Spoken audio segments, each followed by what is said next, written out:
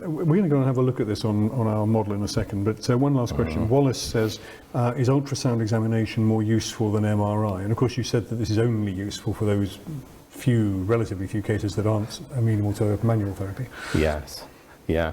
MRI can be useful if you are uncertain of the diagnosis.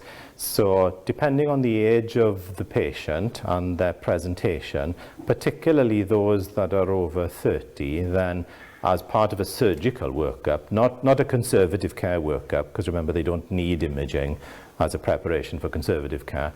But if I'm working somebody up for surgery, then I'll almost always cross-sectionally image their cervical spine to see if we have a competing diagnosis.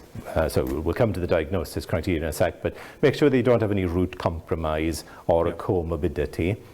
When it comes to imaging the brachial plexus, MR can be useful with enhancement. So, you know, the various forms of enhancement, the venogram or arteriogram, but the most useful there is to be performed in the Superman position so that they're in elevation. So you already have a slight narrowing of the costoclavicular space so that you can show up any effacement of the paraneural fat or any impingement upon the brachial plexus.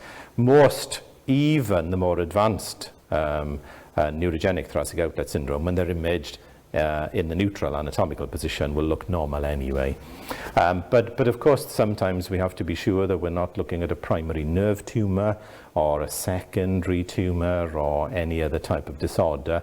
So in terms of exclusion, then imaging is really, really helpful. Okay. In terms of the workup for neurogenic thoracic outlet syndrome, if you're wondering, is Botox going to be helpful? Is surgery going to be helpful? Or if you're left with uncertainty, any more than you're uncertain anyway, about the diagnosis, then if you have access to a really experienced and TOS-sensitive radiologist who's used to imaging around that area, then a good evaluation of the scalenes, the brachial plexus, the subclavius, and the subcoracoid space is really, really helpful. With ultrasound? With ultrasound, but in combination with targeted lidocaine and bupivacaine blocks, okay, which we can come back to as part of the diagnostic process.